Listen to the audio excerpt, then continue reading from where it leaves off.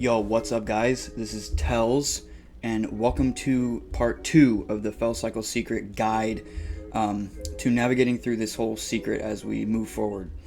If you're here on this video, that means you already have access to the Karazhan Catacombs. Congratulations, that is dope. I'm going to focus in this video on jumping you through the next steps. As we navigate through this whole thing, we're going to use this room as a reference for the progress. We note these pillars like a clock, so this is 1 o'clock, 2 o'clock, 3 o'clock, and so forth. You can come here and check your progress as you're moving through this whole thing if you're curious that you've completed something, because as you see here, when you start doing the steps on a secret, you get these tiny little orbs, and when you complete the whole step, you get a big sphere like a sun right above it. I'll show you that later in the video. So if you're just starting out and you're fresh on this, your room should look like this, and you shouldn't have these 4 tiny orbs here. So should be fresh. We're going to be filling out this, and this in this video. So let's go ahead and get started. The first orb we're going to fill out is going to be 1 o'clock, and that one is completed or started in the Northern Barrens. Okay, so we're going to be heading to Northern Barrens.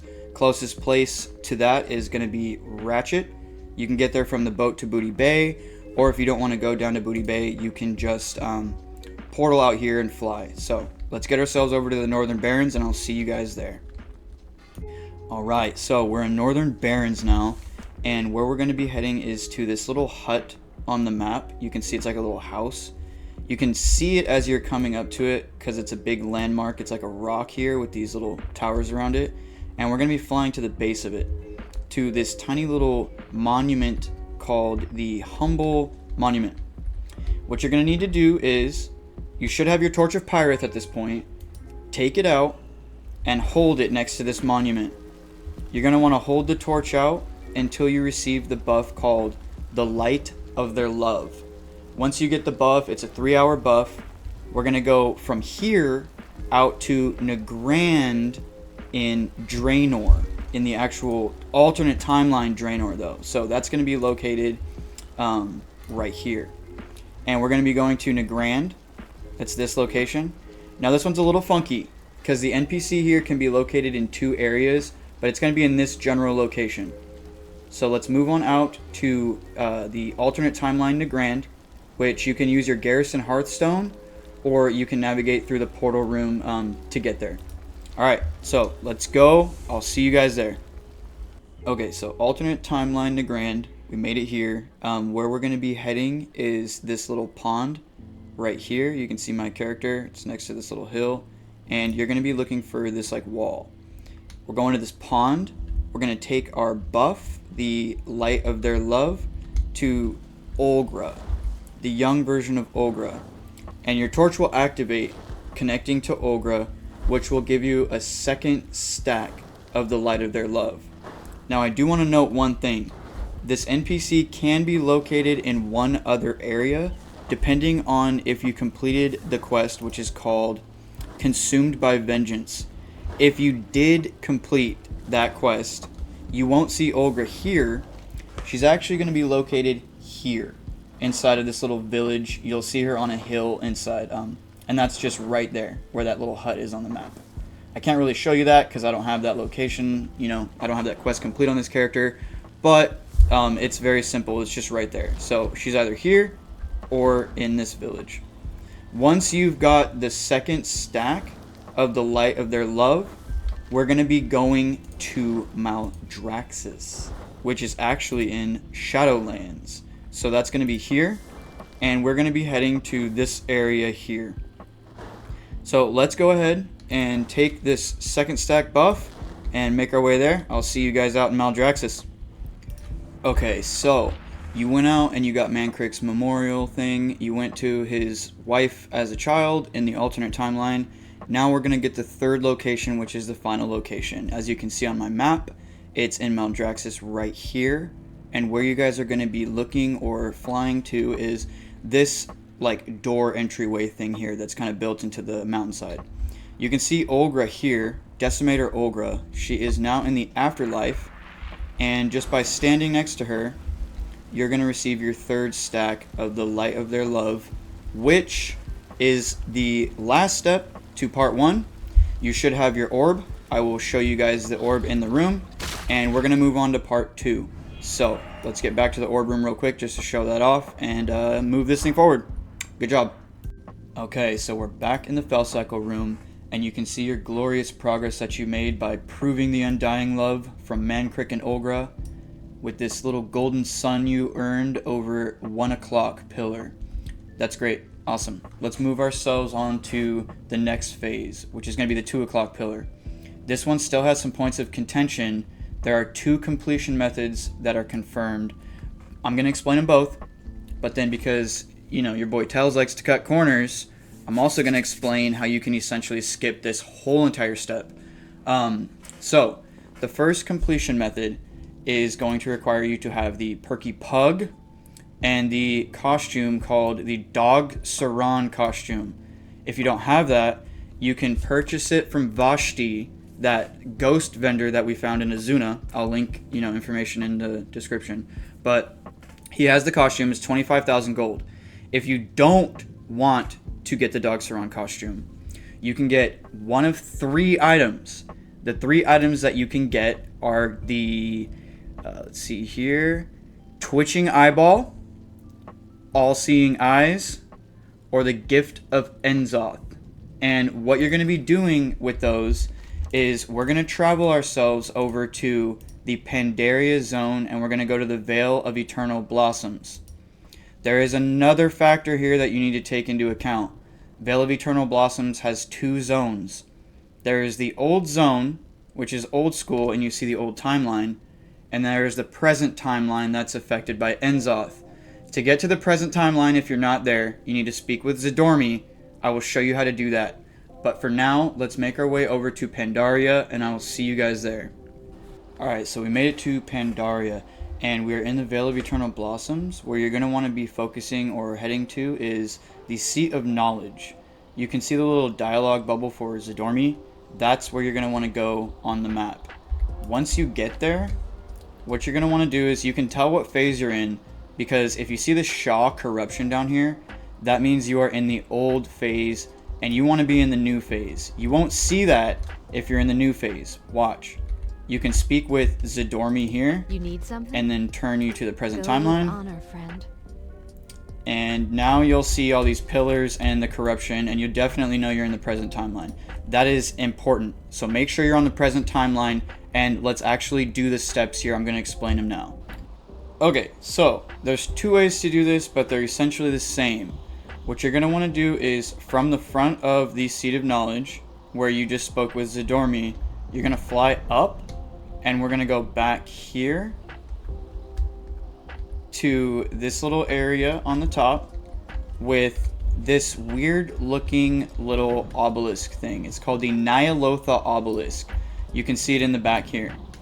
Now, the first completion method is summoning the Perky Pug, equipping the Dog Saran costume, and then /pray to the obelisk. What you want to do is just stand here. It might take a second, but the key is going to go into your bag. You're going to see when it actually occurs too. The second completion method is simply by using the items that I explained before, which were the Gift of Enzoth, All-Seeing Eyes, or the Twitching Eyeball. And then you /pray to the Nyalotha obelisk. You want to make sure that you're targeting it when you /pray. I'm also going to show you guys right now a little trick. So if anyone in this area is completing this task and they have the items necessary, all you have to do is be near them and do it yourself, and you'll just get the completion after a little while. You just stand here and the key will go in your bag. So what I'm going to do is, I don't have anything summoned. I didn't do the Perky Pug. I didn't have any of the items equipped. I'm just going to /pray because these people in the area are completing it. And we will get the credit for the key. We just have to be patient. So let's go ahead and /pray to the obelisk. And we're going to wait here. And it's going to go into our bag. We have to just be patient. Let's wait.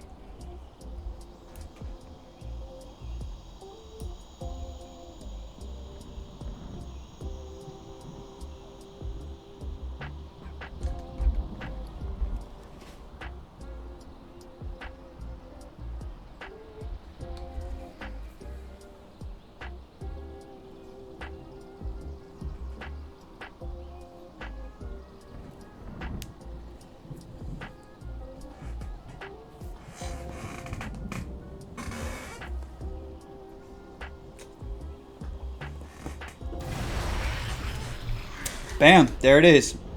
So as you can see, I didn't do anything. I didn't summon the Perky Pug.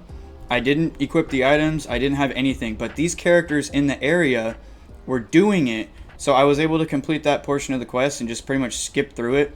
You do not need to really do anything. So that's kind of cool to me, because that means that you can actually, you know, post up in the group finder or advertise to people if you have these items, and you can help people through this quest. Sort of a community step. But guess what? We have a Key of Shadows now, which is so sick, and we're going to make our way back to the Catacombs so that I can show you what we can do with that Key of Shadows, and then we can move to step 3. Let's get this done, guys. Quick side note, after you guys have prayed to that little obelisk, your orb room should look like this once you receive the Key of Shadows. You've got 2 spheres now, one above 1 o'clock, and then one above 2 o'clock. So let's go ahead and knock out 3 o'clock now, right here. And I'm going to start jumping into that with you guys. This one's super fun, so stick with me on this one. Let's go. Alright, so step 3, or 3 o'clock, is going to require you to pick up some items. But before we get into that, you're probably like, Tellz, dude, I just got a key. Like, what do we do with that key, right? Well, this is pretty cool, actually. You now have access to both of these side rooms here, and you can go investigate the many cool little mysteries that are in here. We will be getting into more details as the videos progress through the different guides, but for now, have fun with that. We are going to be starting step 3 though, so let's focus on that. We have to go head to the vendors that sell lucky items. That is required for the next step. It's going to be a little bit weird, but first off, let's go around and gather those. I'm Alliance, so I'm going to show you where to get most of those on Alliance, but I will explain where you can also get them on Horde as well. Let's head first to Stormwind. So go ahead and do that, and I'll see you guys there. We've got to collect a good little collection of lucky items, so I'll see you guys in Stormwind. Alright, so in Stormwind, in the Old Town section, right in the center of all these buildings, right in the middle, there's a place where this guy sells the chopper, right? Well, there's a guy here named Lenny Fingers McCoy. Apparently, he is reactive to both Alliance and Horde, so you can buy these items on an Alliance character or a Horde character. But he does sell the items we're going to need, the 4 items. The Lucky Shirt, the Lucky Charm, the Old Lucky Coin, and the Lucky Rat's Tooth. So go ahead and buy these 4 items. I've already got them in my bag here. And then equip the Lucky Shirt. Now, if you're concerned about going into the Alliance town on a Horde, or if you don't want to do that, they are actually transferable through the Warband. So you can just make an Alliance character, send them some money, and then buy these, Warband transfer them. Or you can just, if you have an Alliance character, do the same thing. So yeah, next up though, we are going to need to go get some more lucky items. You can go to Grifta, who's actually out in Dornegal. That's the easiest location to find him. I feel that way, but go to Dornegal. I'll see you guys there. If you don't want to go to Dornegal, you can also go to this place in, where is it? In the Dragon Isles. It's called the Obsidian Citadel, but some people might not actually have the proper phase for that. So just go to Dornegal, and I'll see you guys there. Alright. So we're in Dornegal now, and where we're going to be going in Dornegal to find Grifta is going to be this little alleyway. It's where you can port yourself to Azj-Kahet. You can kind of see it here. It's over by the forge, straight across. We're going to go down into this little dark, shadowy alley, right? And we're going to find Grifta, our old friend who we've seen for many, many years. He has 2 items that we're going to want to get. The Lucky Dragon's Claw and the Lucky Tortollan Charm. So go ahead and grab those bad boys. And then there's one more NPC that we're going to go visit. This NPC is going to be Ferrer Rocha, and she is located out in the Onaran Plains, which is also out in the Dragon Isles, and that's going to be here. She's like over in this location. So go ahead, or right here in this location. So go ahead and make your way out to the Dragon Isles. We're going to find one more lucky item, and then I will get you through phase 3, step 3 of the puzzle. I'll see you in the Onaran Plains. Let's roll.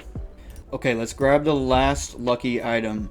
on the Onaran Plains, where you're going to want to go is to the flight point called Timber Step Outpost. Just fly to Timber Step Outpost, and you're going to find Ferrero Rocher right next to this like pot of stew, kind of. See this like central encampment? She's right here, or they're right here, making stuff at this forge. So talk to Ferrier, and pick up your last lucky item, the Lucky Horseshoe. Now we've got all our lucky items assembled. We have assembled the Avengers. Let's go back to the Catacombs, and I'm gonna show you what we're gonna do with those lucky items. This part's a little bit funky, but stick with me, guys. You're almost done. I'll see you at the Catacombs.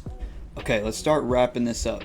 So you got all your lucky items in hand and bag, equipped the lucky shirt, and you're back in the Catacombs with your boy Tellz. Let's go ahead and make our way over to this door we can now unlock. It's the one underneath the little blue sphere thing here. We're going to open the door and we're going to do something pretty funny in here. So, if you come into this room, you're going to go right over here to this bowl, okay? You see a little swirling, like, watery bowl on the shelf there? What we're going to do, actually, is we are going to fish in that bowl. So go ahead and fish in this little funky bowl here. Okay, bingo. It might take you a couple fishing tries. It took me like 3 tries on that one. I got it first try on my first character that I did this on. But so you fished up the astral key. Awesome, another key. What are we gonna do with that one? Well, turn your butt around and see the astral chest here. You can now unlock that bad boy, which is super dope. So go ahead and unlock it and earn your prize, the Starry-Eyed Goggles. Okay, this next part I'm going to show you requires the Starry-Eyed Goggles, but I'm going to do this with you guys step by step. So I'm going to record the next part in a one-shot. I just had to make sure to like detail that. What you can do now though with these Starry-Eyed Goggles is you can equip them. They go into your inventory. I forgot they go into the toy bag, but okay, Starry-Eyed Goggles. Boom, you got your new cool toy. This is going to help you investigate stuff. Use the Starry-Eyed Goggles, and you can now see these weird little enigmatic machines all around the dungeon, or the instance. And I'm going to go through this next part with you guys step by step. We're going to be going to each machine and doing a code at the machine. So let's go ahead and knock this out. This is going to be quick. It's a little weird at the time of recording this too, I do have to note. So I'm going to be explaining how you can fix some of the bugs if they do occur. Alright, let's do this. Okay, so I'm going to try to make this next part as detailed as I possibly can to help you guys get through it, because it can get a little bit funky. There's some codes. I'll have them in the description, so go ahead and just, go code by code if you need to through the description. I'm also going to walk to each machine so you don't get confused as to which one I'm at. So what we're going to be doing here is go ahead and use your Starry-Eyed Goggles, right? And the first machine we're going to start with is actually the one that's right in front of us. If you click the machine, you notice that you get these little code entries on your action bar. As you can see, the first time I clicked it, they went away. That is a bug. If that happens to you and these codes go away and you don't see them on the action bar, or if you don't see all of the numbers, that's fine. Go to your spell book and go to your general spells, and while interacting with the machine, you're going to have a number sequences spell in your general spells tab, so you can still access these. Now, what do you do with these, right? So the first code we're going to input is going to be like this: 8 8 2 2 4 6 4 6. Awesome. Go ahead and click the machine. We got it, and we can now open the property of Elder Konami. Boom, and you got your first piece of hate. So that's basically what we're going to be doing here. We're going to leave this room, and you do want to make sure that you don't move after you solve the input sequence so that you can loot the chest right away. That's kind of big. The next code we're going to enter is going to be 1 0 6 3 8. Boom. and you'll see the little magnifying glass indicating that you've done it correctly. The second machine is the one in the room with the red button. The third machine, we're actually going to go quite a ways back here. We're going to go into the first room of the catacombs, which is with the ogre statue. That's how you know you're in the right area. This guy. Ogre statue. So, this is the device here, and that's the chest. Go ahead and click this, and the code is going to be 19019. Click it again, and bam, we can open this chest now. Bada bing. That is your third piece of hate. Let's move over to the chest and machine in front of the cat room. This is the cat room here. And this is the next machine that you're going to go to. The code for this machine, and the chest is here, is going to be 5661. Click it. And we can open this bad boy up now. The next chest we're going to move to is going to be to the right of that little weird runic Candy Crush looking game. This area here. It's going to be located right here. And the code for this one is going to be 51567. Boom. We can open up this chest now. And for the next one, you're going to do something pretty funky, okay? So this one, we're going to go back to the start of the actual catacomb, like all the way to the beginning, okay? So stick with me here.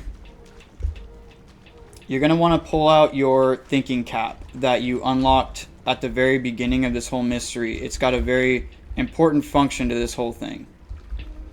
So, go back to the Nessingwary Lackey Ear corpse, the guy that you can loot right at the top of this staircase.